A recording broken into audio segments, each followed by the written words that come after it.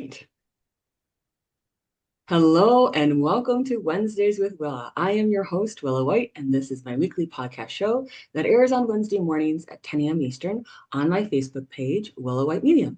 It also goes out on my YouTube channel and the Lily Dale Assembly Facebook page as well. So you've got lots of places that you can tune in and watch the replay. If you're not able to join us live, you can certainly watch it later. A lot of people tell me that they binge watch the show, and you can enjoy that treasure trove of past shows because this is year 9 of episodes of Wednesdays with Willa.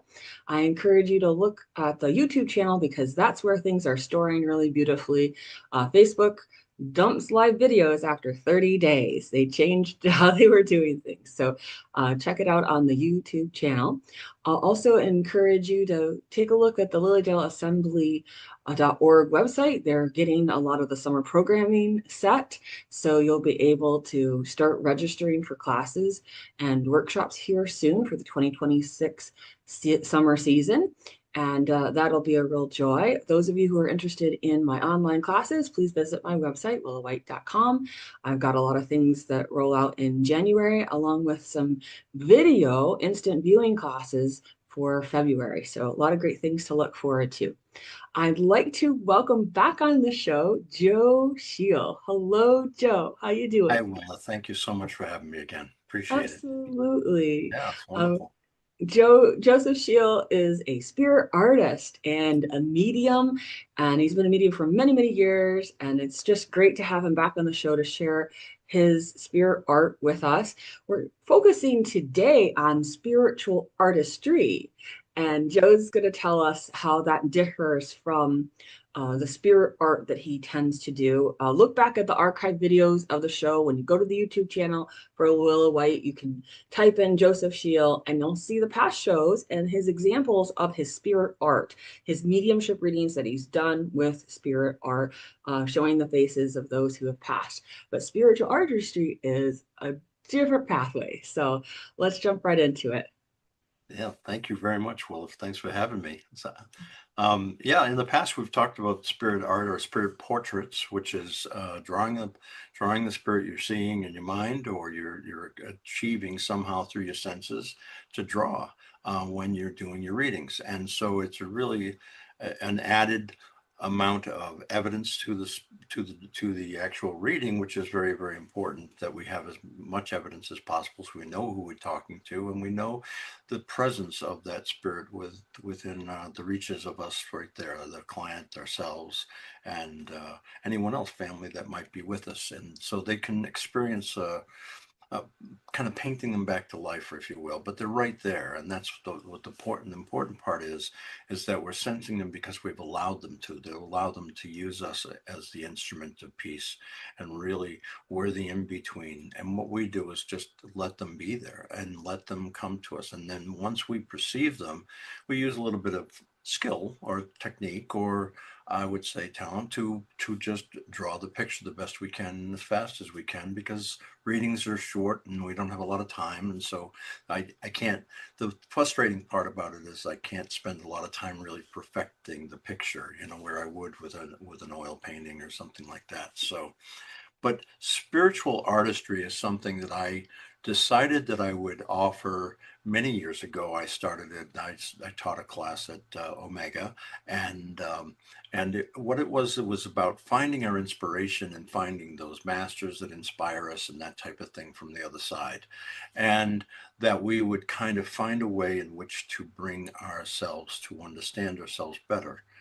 It's morphed over time because I felt like that was a little bit much, and that I wasn't really finding the people that really had those dreams, those pictures in their heads, those that music in their head, that poetry, and they were just so bogged down with life, so busy or distracted by everything from the 6 o'clock news to the morning paper or whatever the case may be, the morning Google messages, that everybody was unable to kind of spend a little time with themselves and get to know themselves. And what I tell my students all the time is, especially the medium students, is if you know yourself completely, then you immediately know who you're not, which means you're understanding those people on the other side much, much clearer. Well, when we get to know us, we get to feel a much more spiritual connection, a much more, I want to say, almost a place of holiness, a place of sincerity within ourselves. We see everything that we might have put aside or buried in our life. So it can be quite healing from trauma or from other issues of our life from childhood, and bringing things up the way we feel them, the way we move through them.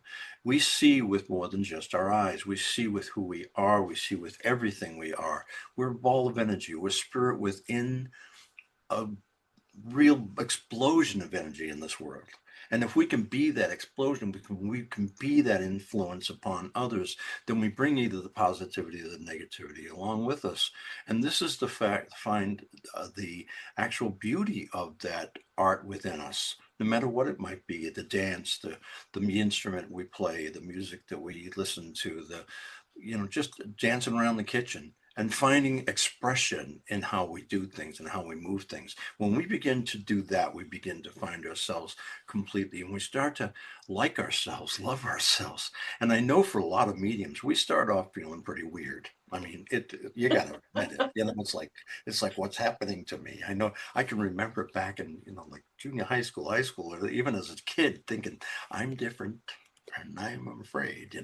And so a lot of fears that come along with that, a lot of social, kind of awkwardness, if you will. And you can see today where the savants and people with beautiful understanding of mathematics, of music, and they're just beautiful, wonderful young people. But imagine them like moving along in society like a normal kid, if you will. And it's not easy. Well, even the normal kids have the problem. They have the problem of feeling different or trying to fit in and trying to find where do they go, and why are they here? What's the importance of their life? Why were they born?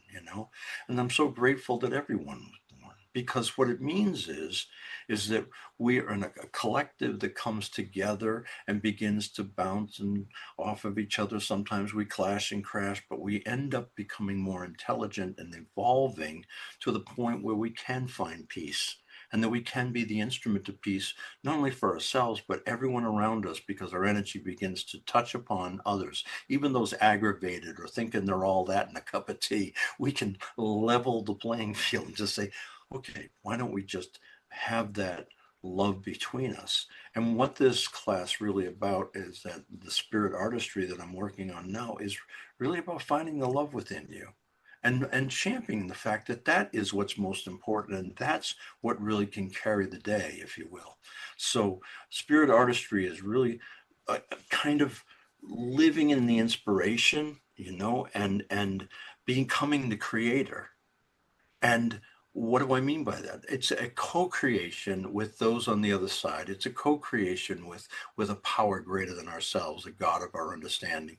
It's a co-creation with that inspired or in spirit movement within ourselves when things come forward, the words of a beautiful poem, what I want to say back in a conversation, all these things when we want to do a talk at a church or a function of some sort, and we want to be inspired. We want to be able to just freely go, but we almost have to get all the blockades out of the way and become free within ourselves. And that's what's most important. And that's what this is about. It's about all these different techniques of opening up, whether it be meditation, whether it be a practice, whether it be little hints of how to just calm one down, whether it's breath work. All these things are involved. So when you start to find what works for you, then it starts to open up these pathways, and the synapses come together. All of a sudden, our brain is exploding with color and movement and shape and forms and symbols. And a symbol can speak 1,000 words.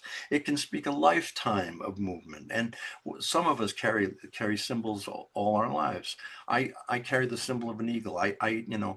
All my life as eagles have been important, and seagulls. Those two things have been like huge to me. And I watch seagulls by the hour. sitting on my boat, just looking up and watching their movement. And I learned from nature. I learned what it is to care about another. A seagull will take a very heavy shell, fly up thousands of feet, and drop it down on the rock, knowing full well it's not going to get there in time to get the meat, but it feeds the others, the younger, the more weaker, and that way, kind of continuing the evolution of the species, but also the beauty of that, the beauty of just giving of oneself, sacrificing the heavy work so that others can get along. We too, as human beings, need to learn these things. Even now, we're seeing that in the world. We need to learn to love each other, to care about each other, and to see how it makes us even better, even closer to the creation, if you will, closer to the inspired, closer to our spirit by reaching out and helping others, not hurting others. And that means that we find a way to create things that bring us together, create things that bring not only our own sense of self and sense of well-being and healing, but also a sense of connection with the others, soul to soul, mind to mind, heart to heart, where we feel immersed and we feel almost an intimacy of conversation, an intimacy of, oh, you're in this too. You're walking this planet too. And we're here at the same time for some reason. And can't we just care about each other? And maybe I can inspire you by showing you this piece of art, or showing you, telling you about the story I'm writing, or telling you about the poem that came to me last night in the middle of the night.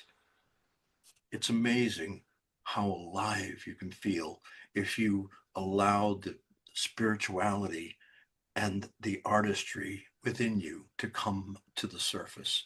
You begin to see the world in a fullness. It's no longer I'm stuck in this alley or I'm stuck in that alley. It's no longer I'm compartmentalized in my pain or I'm compartmentalized in my focus at my job, in my cubicle, but I actually have freedom. I actually have possibilities and opportunities across the horizon, and I can really reach out and say, wow, I feel alive. I feel the possibilities of anything. I can do anything. Remember being told that as a kid, oh, you're going to know anything. And every one of us, I'm sure, just said, yeah, right. And maybe a few people got it, but I can remember being told that you can do anything. I'm thinking, well, I'm kind of slow on the football field and I don't know if I can do anything. And you start beating yourself up. Well, it's art and artistry and expression of all kinds. I've tried all kinds of things, from clay sculptures to steel and metal sculptures um, to woodworking to crafts, to all these things that kind of give me a chance to see, how does that feel to me? How do I ingrain myself in the world? How do I fit in? Because of a lot of us, especially mediums and healers, we feel odd sometimes. We grew up that way. We feel like we could see the world from a different perspective or a different paradigm. And it's like, how come everybody else kind of gets this, but I don't, I'm feeling more passionate about it, or my tears are coming up and I feel the pain as I look at somebody else's pain and taking it on so heavily. How can I step aside and kind of paint that or word that in a way that will help heal people? You've heard many times at uh, you know, um, a person's funeral or memory, where somebody has written a poem because they moved within that moment.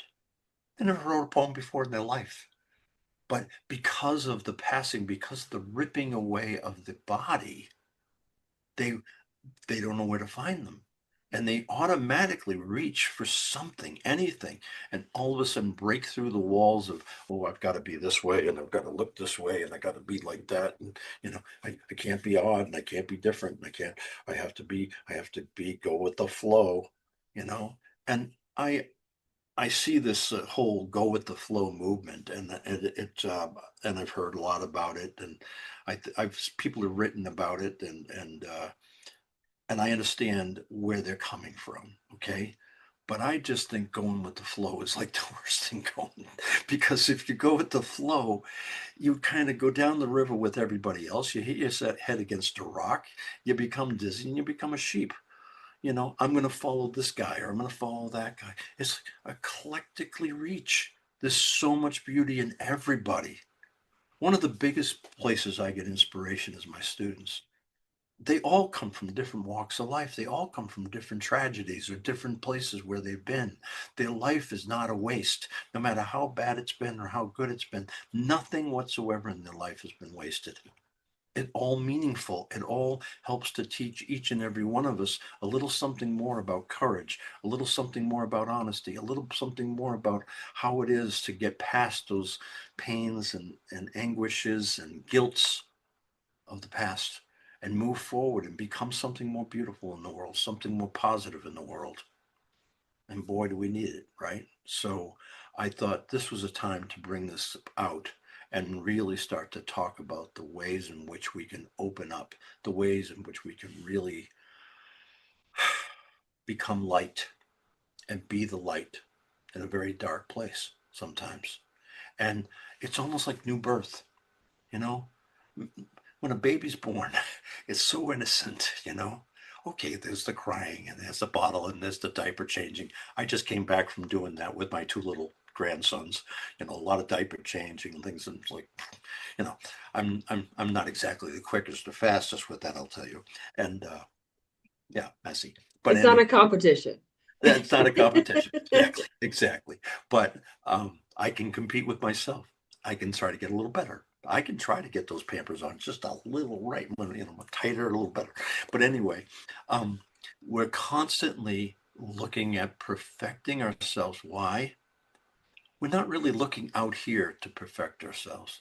What we're really doing is looking for the perfection within us, that God within us, that Creator within us, that connection to everything that makes things good, that makes things beautiful, that makes things sing. And so I look for that song within me. I look for that poetry within me every day and every moment of the day. A constant contact with that higher source, a constant contact with what is happening right here in the now. Never mind what happened yesterday. That's all the tools in which to use. But right now, what am I going to do with it? How can I turn the pain of yesterday or the tragedy of yesterday or the trauma of childhood into something beautiful right now to help the next kid to maybe get it sooner? To maybe understand this freedom from this bondage of self, this bondage of ouch, okay. So anyway, that's a little bit about what's going on. I know About what's that. going on with you. Now, spiritual artistry is about creation Mm-hmm. and being in that mode of the self-discovery and kind of courageously allowing yourself the power of the page is what I call it. Yeah. The power of the page, be it is the drawing pad or the canvas being the page, but there's something that happens when you're in that creationary force, like you're explaining. There's this bridge between your soul and the seen and the unseen world that you're creating that union within yourself. It's not so much about connection with spirit loved ones like we do in Right. mediumship. This is more on the lines of inspired art, just to clarify for our viewers today, Yeah. right? It's more along those lines of that, like you said, birth of ideas and taking time to really be in that inspirational mind. Right. The focus of a spirit portrait is to achieve evidence, to see the person, to see the essence of the person in the drawing of them, trying to put them together. So it's a very specific kind of focus, if you will, that the medium has to have. And they have to not only be open, but focusing on what they're getting exactly that has to do with that particular person, their life and their presence and their essence in this world as Right. we put them together, as we come together. But beyond that, the spiritual artistry is more about coming together with me. How do I express myself? How do I dance in life? How do I sing in life? How do I play? And it is a lot about playing. It's about that innocence that we brought into this world was one of discovery. We wake our eyes up and go, wow, I'm born. What the heck is this place? Who are those people? And all of a sudden we find the deja vu's, like I've been here before, like this. We see the kind of string of family or familiarity in it, and we find ourselves feeling comfortable that we can find our role, find our space, find our tribe, if you will. And we feel kind of connected, and we feel freedom, and things will change. We also become much more easily adapt to change. We can move forward. We can still keep our loyalties to people, but we can discover new. We don't have to stay in one place or feel stuck or feel trapped or feel imprisoned by our own life. We're free. And that freedom is something that just brings out new color and new imagery and new songs, if you will. And that's what's important. This is a this is a program that's not just for mediums. Mediums certainly can benefit from it because it helps open their imagination so that they can feel deeper. They can feel more acutely, more, the tingles are a little sharper, a little stronger. And so the more they open up, the more they become an instrument that knows its own tuning. And I know how I'm being played, if you will, by the spirit world. But, you know, healers are the same thing. Imagine doing Reiki or doing a healing modality and actually feeling what's going on, seeing the story of somebody's life in your mind. So you know why the pain is there. You know what the stress was that brought it. You know the hardship or the trauma that's deeply ingrained in their muscles and their bones and their organs, if you will. The body carries a lot of that, and we can feel it and see it. We see imagery of it. We might see a symbol of it, and a symbol that means something to us. And it's always about what it's meaning to us. It's not the symbol for someone else. It's the symbol we use in order to describe what we're feeling around somebody else, which is really kind of cool. I have a question for you. Have you ever read the children's book, Harold and the Purple Crayon? No, no. So I think you should look at Harold and the Okay. Purple Crayon. And Okay. it's this little boy, and his imagination is vast, and it's simple with just his purple crayon. All of a sudden, he makes things happen all around him. So it's about being able to lasso that moon, Mhm. go on the rocket ship. Whatever, if he gets into peril, he just draws Yep. the way out of it. And so there's this pathway of using imagination and interacting with the world through the art of Right. creation. And I really think you'd resonate very strongly. It's a children's book. It sounds like my life. It sounds like you could be Harold. And No, at I one mean, point he draws a that's boat, what life you as a know. child for me was, one of imagination, of being in those Yeah, special places, of talking to people that weren't there according to other people, but to me they yeah. were very much there. And that kind of openness to the alternative world, the unseen world that we talk about so much as mediums, is an unseen world to each and every one of us. None of us are left out. What happens is we're distracted. What happens is we're bogged down. What happens is we're trapped within a societal idea of what we should be to look normal and be okay. And I talk about this being a little crazy. Okay, so what's wrong with a little crazy? You know, every actor you have ever known that's a good actor is a little crazy. They would have to be, in order to take on the character, to take on whether it be the villain or the hero. They've got to be able to understand the feelings, emotions, and uniqueness of that character that may not be a real character but written in a book. So I have to bring all the aspects of this character, the strange other being and kind of put it into my movements or my acting, another way of expressing ourselves, of course. And, I think there's so many different types of people that can benefit from this, whether it be counselors or whether it be a therapist, whether, we have a thing called art therapy. Sure. And imagine an art therapist who really can not only see what's happening with a child or an adult in that therapy, but basically kind of even bring it further and for themselves and to grow it more eclectically across the map. What about living life to its fullest? We've often heard that. Let's live life to the fullest. Well, what does that mean? I got to get a house. I got to get a boat. I got to get a car. I got to have 2.3 kids, and I've got to be able to, I got to be happily married the rest of my life. Well, let's face it, that's not always the case. Life is not easy. Life can be hard. Life can be crazy all over the map. And if we're trying to stay on one path while everything else is hitting us without a release valve, without an understanding of the bigger picture, we don't get back on our path. We end up in pain. And, I call pain God's guardrails. It's kind of like, ouch, I got to get back to Mhm. centering myself on my spirit, not on my proving myself to others. I'm getting older, and Willa knows this because she's watched me get old over the years. The past 30 years, she's getting older. He's actually getting bigger now, and he's getting a lot bolder. But anyway, as I get there, it's like I also get this attitude of like, what was I so worried about? Why was I so uptight about some things? And when you become my age, it's like, screw it.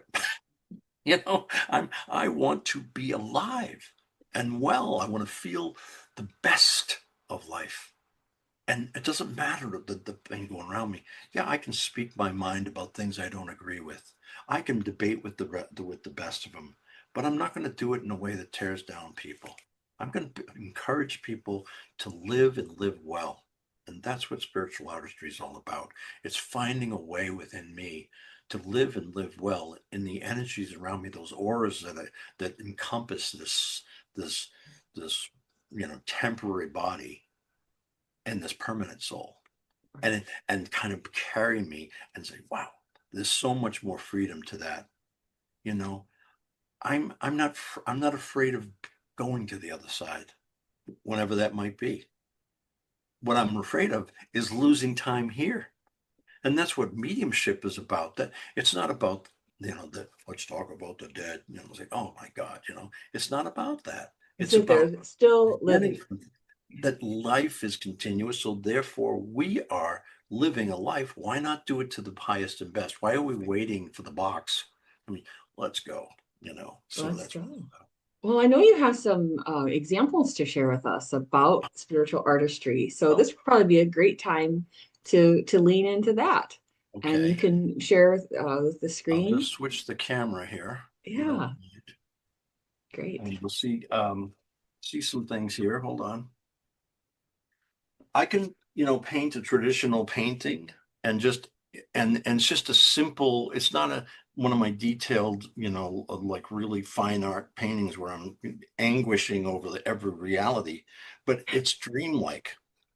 And so I can see that beach, I can see that sky, I can see the movement. You remember when you're a kid laying down and watching the clouds and like, oh, there's an elephant, and that, and making things, letting the mind bring things together. And so with a quick little 6x6 painting, I can just get a feeling of I can breathe. I'm at peace. I can walk this beach. I can pick up sea glass and shells. I can smell the woods and smell the sea and feel the sky and feel the wind against my face and the salt and on my skin, and I feel freedom. Okay. And that's just something simple. And that might be even too much detail for somebody to, I can't draw like that. Well, yes, you can if you let yourself be inspired to do it. And then I brought one that Robin, who passed away 9 years ago, did 300. She did a book, and then she painted 53 paintings while she was in hospice. And each one was to talk about herself. And this is called The Woman in the Red Hat. So very simple, but she would sit in front of the lake and paint these paintings and anguish over them. But what she was trying to do is, if you see the expression, it's not a picture of her, but it's how she felt. It's that expression of, I'm going to die. What now? What's it going to mean? Yeah. And so she wrote a whole book about what it is to move through our spirit and accept our movement, accept the changes, if you will. And so she put it in the red hat, and the redness of that is symbolic. She uses color, line, form, texture in order to get it done. So just simple thing like that. She never thought she was a very good artist till she started doing this, and I was like, oh my God, look at this. Look what's coming. This is something I'm working on right now for somebody out in California, and it's an orograph. So I'm working on it. It'll get darker, but you'll see the spirit comes through. People are in here. Events of life, symbolism of life. The tree becomes the guitar becomes the woman. The these are symbols of the dolphin, the swan, the elephant is right here. And I've done a lot of these over the years, and these are a soul journey of the person I'm reading for. Look at the garlic right here, the garlic clove. It's almost and right over a strawberry. What does that mean? What does it mean to have the garlic clove, which is like keep the evil away, and the strawberry, which is like the sweetness of life itself and the heart of hearts? And so we've got all of this moving and coming so that this person's whole life is coming together. Now, I haven't finished this part yet. And one of the reasons is I'll sit with this woman again and try to finish it. But what I'm getting is what I'm getting by being with another soul, soul to soul, caring about one another, loving one another to the depths, being able to give of ourselves for others, to see the beauty around them and the beauty within them. And it all comes together. And so there's so much here of this bridge to the other side, of this sunset of life, of the beauty of what is to come. And this woman will find this to be quite interesting when we come together, because it'll be even more full and there'll be more to go on. Um, I don't have enough room on the camera to bring sculptures in and everything else, but there are so many things we can do that are not necessarily detailed, and those are almost more cartoon-like than some of my pictures or some of my portrait paintings and things like that. But I'm constantly trying to get better at it. And what does that do? It keeps me in the mix. It keeps me going. It keeps me alive and well. I'm feeling like, yeah, these are things I can leave behind, but these are things that move me forward. It's almost like fuel to the engine of life itself, of joy. And I think it's important for each and every one of us to reach for our joy. Part of our life comes the hardships of kind of finding our joy, and we trip over ourselves. We hit the wall. We hit those guardrails. We fall down, and then we learn that fortitude is really being able to say, wait a minute, there's more to this. There's a better life. I don't have to end my life at this point. I can change. I can move forward. I can find something. One of the greatest things that was ever said to me in my life, back when my life was pretty hard at one time, I had, had really ruined it in many, many ways. And that was part of this whole trying to find out who you are, kind of thing. And somebody said to me, why would you want to destroy somebody you don't even know? You know? And that told me that I was stuck in thinking I knew myself. I was stuck in this place of thinking I know everything about me, and boy, am I this, that, and the other thing, instead of saying, what could I be? What can I be? And then allowing that inspiration, allowing spirit, allowing that higher power to step in and carry me forward. And that's kept me going for a long, long time. My life has been extraordinary for the last 35 years. I'm 70. So half my life was finding it, and the other half has been just evolving. Did I make mistakes? Did I crash and burn sometimes? Yeah, but I'm still kicking. And so I think everybody that gets involved with spirit artistry, young and old, can find a way to bring art into their life. It is well known throughout history that, cities that don't have art and music die. They go stale, they go strange, they go stuck, they go militaristic, and instead of having the freedom and expression of emotions and feelings and living. And so I think that if we can't, if we're even in a place where we can't create as much, I've been a counselor for guys in prison, Attica and other places, and over the years. And one of the things is that there's restrictions. They only have an hour a week to go to the art room, or they might not get that at all because they're in solitary or whatever the case may be. And we talk about rehabilitating, we talk about finding, well, they've certainly earned their confinement away from society because they were dangerous. So don't get me wrong, but their souls too, stuck in this scenario, these mistakes that they made when they were 18, 23, whatever the case may be. And that outlet begins to have a freedom of the entire universe. They're no longer stuck by those walls, if you will. They can be an insight and a light for those around them, those that are going to get out again, to say, go and live your life and live it well. Go do something good for the world instead of the nasty thing you did or the horrible thing you did or whatever, or the mistake you made. Go live differently. And each and every one of us have that choice. We have a freedom. We have free will. We can make a difference. And sometimes it's just opening up that huge lens, stepping back and getting the full picture so that we have everything in our view. And then we can put the pieces together and come together and say, this is what makes me alive and feel like my purpose, my wanting, my place in life. And this is what I can feel come back to me. I don't have to sit and wait for everybody to say, oh, that's a nice painting, Joe. I don't have to sit. I know what it is because it moved my heart. And I just hope that it moves others. And some it does. And some people just walk by and go, what the hell's that? Which brings me to a question. In terms of spiritual artistry, and a big part of its role is to bring beauty and compassion and wisdom, right? Mm-hmm. It can be a place where there's a discovery of letting go of past versions of self and moving into new versions of self.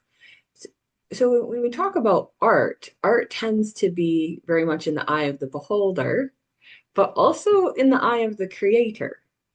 Right. And I guess where would you say the importance or stressing the importance of making things that are beautiful would be?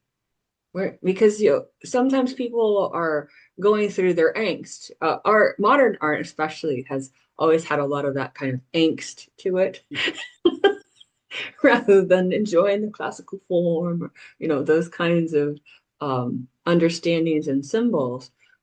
Where would you place yourself on that spectrum? Some of my fine art has been described as moody, you know, and dark. If you will. Some of my ocean pictures are quite sad, if you will. Like they have all the emotions, but we're human beings, and we're going to experience the full gamut, the full rainbow of emotions and feelings and things, and we should.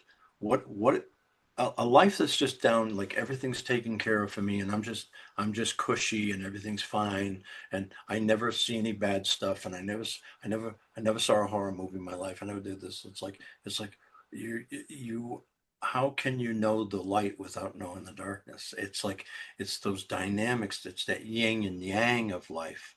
And I think it's so about knowing the dark but not living there.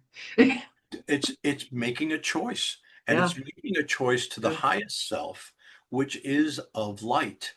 Okay. See, because in the darkness, in the blackness, if you just take the color black, okay, then every color is in that color. But when you point one point of light in that darkness, all of a sudden the focus comes there, and then you begin to see the dynamics of everything, and it comes together in a huge way. So I'm just going to do this. I'm going to switch the camera again just for a second. Maybe I can show you something. Okay, so here we have this pad. Okay, I'm just going to get this to focus here. Okay, good. Um, and say that we have trying to find a dark enough pencil. Here we go. So I'm going to say to people, what do you see? And some people go, oh, pad of paper, and some people go say, I see a maybe a polar bear in a snowstorm or something, like it's nothing there. But then I don't see much of anything. And then I go like this. I say, now what do you see? Because of the one dot, everything's changed.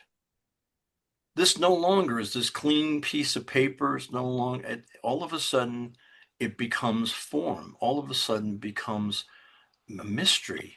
And don't we live in the mystery? We live in the mystery of knowing where are we going? Why are we here? We live in mystery all the time. We live in, we can go to church on Sunday, and what are we discussing? We're discussing not only principles, but we're discussing the mysteries. And all of a sudden, I could go like this. Now what do I have? Well, I have two fields like that, but maybe I go like this. Now I've got something totally different.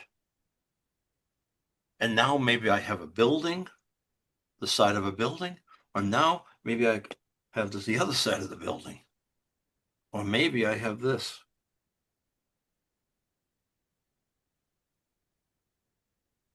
Now what do I have? Well, I have four fields, or I have a window, or I have a cross, or I have possibilities, quadrants. Now I'm playing Foursquare with my friends out on the playground. Now things are coming together, and more meaning, more and more substance, more and more life comes to being. And it doesn't have to be um, complicated. It just has to be expressed. We don't just paint or draw or write about specific items. I could say, okay, let's talk about this medal that I got from the Knights of Columbus here. Let's talk about how that was formed or whatever. Or I could say, paint your anger. And all of a sudden, what is that? How can I express what's going on with me and my resentment, my anger, my these things that feel trapped to me, that keep me stuck, that don't feel free. They feel like I'm tied down. I'm wrenched. I'm afraid. You know, spiritual artistry is about not being afraid. There you go. Spiritual artistry is about the freedom of love itself, of loving life, of loving everyone that I meet. And I don't care what they're about. You know, I tell my students, you got to love them anyway. You sit with a client, you may not like them. They may be quite nasty right now because they're in pain, or because they're going through grief, or because they've just always been that way. That's just who they are. They've got a nasty way about them. They've got an arrogant, pompous, attitude towards life. You got to love them anyway. Because somewhere underneath all those masks and all that pain and all that training, there's a soul that's free, a soul that wants to be free. So why can't we be the inspiration or the catalyst, the spark of beauty in their life to say, you know what? They look happier than I do. Maybe I don't have to be miserable anymore. Yeah, kind of cool. You know, we can be the power of example to others. The more art we put in our lives, the more music, the more dance, the more theater, the more wonderment, the more expression, writing, poetry, sound, healing, the more we put in our life, the more we grow, the more we understand ourselves, the more life we feel, and the more we learn to love ourselves and love what we've been given, which is an opportunity for a few years to be here. This is a place to work it out. This is a place to have the fun. This is the workshop. This is the art gallery. This is the studio. This is the court on which to play the game of life and really become the fullness in yourself. And that's just what happens when we start to feel the creative self move forward. And it only takes a dot, it only takes just one little thing to move in a direction that is of peace, of compassion, of love for each other, love for this world, a fortitude of keeping on no matter what. You know, sometimes when we're doing art, I lived in Southeast Asia when I was 16, and I stayed in a monastery for a while, and it was one of those beautiful, you know, Watts, the old temples, and a lot of the monks would work on the temple itself, on the sculptures, the Buddhas themselves, and painstakingly over and over again, doing the same thing over and over again, which meant as I watched them, the discipline of that, finding the repetitive discipline of that was what brought them to a higher mind, a higher understanding of them, an internal journey of knowing themselves. Because over and over again, they do the same thing over and over again. And you could see the contemplative prayer that was going on within the movement, you know, as as the Catholics have rosary beads to kind of things, as the Buddha had beads to follow one at a time, prayer by prayer, statement by statement, affirmation by affirmation, and it's a discipline. And why is it? It's to kind of not only get it, not only have the freedom, but to hold on to it, Mm-hmm. to have it become second nature. And Yes. one of the things I tell my medium students is when you're learning the mechanics of mediumship, what are you learning? You're learning to do something over and over again so it becomes second nature. It's not something you want to think about during the reading. It's something that Exactly. becomes part of you. It's automatic. And it takes years sometimes to create that or to achieve that. And that means practice, practice, practice. I may never do the same painting twice. I might draw a lighthouse 100 times so that I know when I go to paint it, I know exactly what it looks like and exactly where I need to be. But I'm not drawing those 100 pictures to do the final drawing. I'm drawing those because every time I do it, I'm experiencing the difficulties, the obstacles, the perception within my own mind, my eye to hand coordination. How am I going to bring this? How can I make it better? How can I shade it? How can I bring it to life? How can I make it look real? How Mm-hmm. can I emulate the world, but also bring through this lighthouse, this picture of mine, the greatness or the beauty I see in this lighthouse, where other people might drive by and go, "Oh, that's nice," and that's it. Where I want to see, what was it like to be the mason that pointed between those bricks? What was it like to be the man, the electrician that put that light together, that people that made the prisms that spew that light out over the ocean? What was it like to be part of this project that became one single point in the world for navigation? What was it like to be part of this particular place at that time?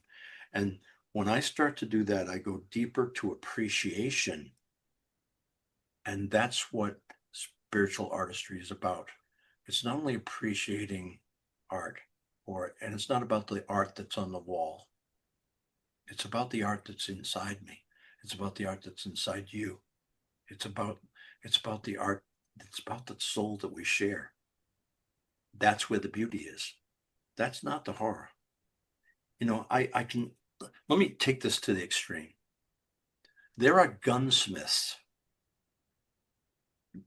You may have been in a gun shop or something and seen the artistry of somebody making the mechanics to forming the metal, to forming the wood, to carving the wood, to getting the exactness of the engineering of a gun. Okay. And it's beautiful. It's like there's discipline to that, there's artistry to that, there's inspiration to that. But what for? We can use anything to hurt people. We can use anything. We can use a painting to hurt somebody or to say something, to debate something. But where's that expression coming from? In spiritual artistry, we're saying to ourselves, where is all that anger pent up? Where is all that disdain pent up?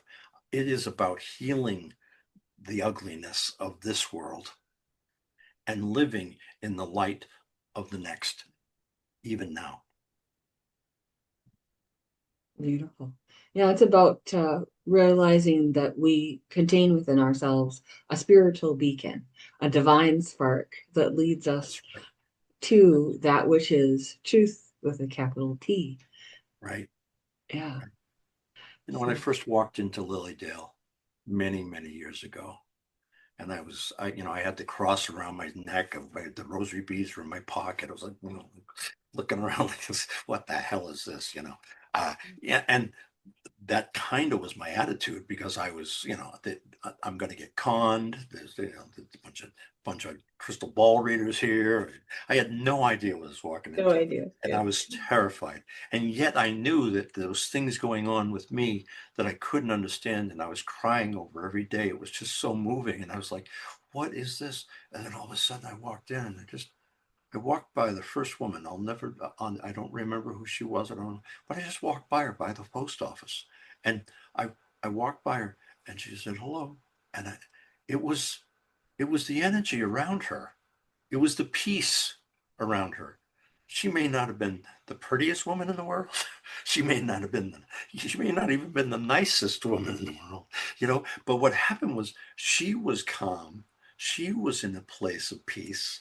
And all of a sudden, I felt the peace. And I went, whoa, there's something happening. That's it, as the song says, there's something happening here. What it is, I'm not really clear.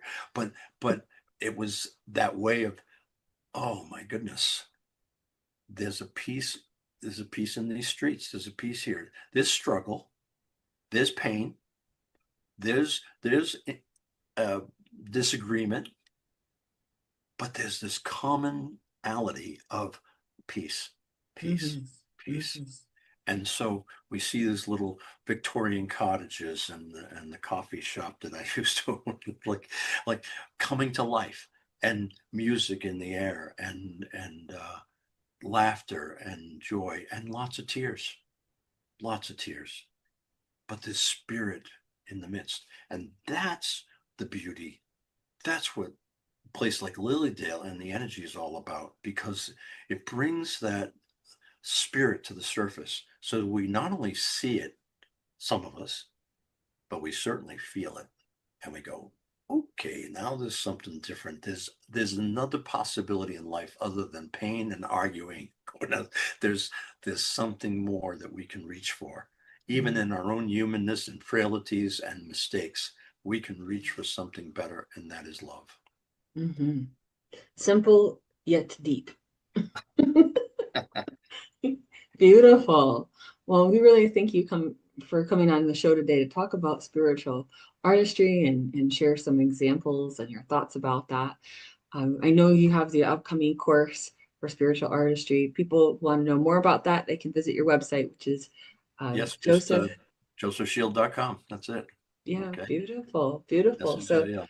Yeah, that'll be a great course for people who are wanting to go deeper into that experience of the art. And as you said, it's such an important and valuable thing to do, to set aside time within Mhm. ourselves and to have that interior experience come out onto the paper. It'll be moving, it'll be fun, and bring what you may, where from whatever artistry you believe in, whether you're a teacher or a counselor, whatever you might do. All kinds of people enjoy it. I know when I did it at Omega, I had psychiatrists, I had things, Sure. The all whole kinds of gamut. people that like feeling their way in life. And it wasn't about mediumship. It was about connecting not only to the spirit world, but to each other as well, and just to this whole world of art. So thank you so much, Willa, for having me. I appreciate it. Absolutely. Always a good time with Joseph Shiel. And thank you, everyone, for tuning in today. And I encourage you to be with me next week. I believe my next show is Grief and Resilience. And I'll have Dr. Brenda Hawkins on to talk about that. I know it's a favorite when she comes on the show to give us some more in depth of the psychology behind things and how to build ourselves up in a positive way. So, really looking forward to that show. Please join me here next week, same time, same place on my Facebook page or YouTube channel. And just if people are wanting to do the online classes, you can still join the Living the Laws of Spirit class. And that is one that has a video option as well. But I'd love to have you attend the live 6 week series. All right, everyone. Thanks so much for your kind love, attention. Like, subscribe, follow, and share so we can keep bringing more wonderful Wednesdays with Willa shows to you. All right. Thanks, Joe. Bye bye, everyone.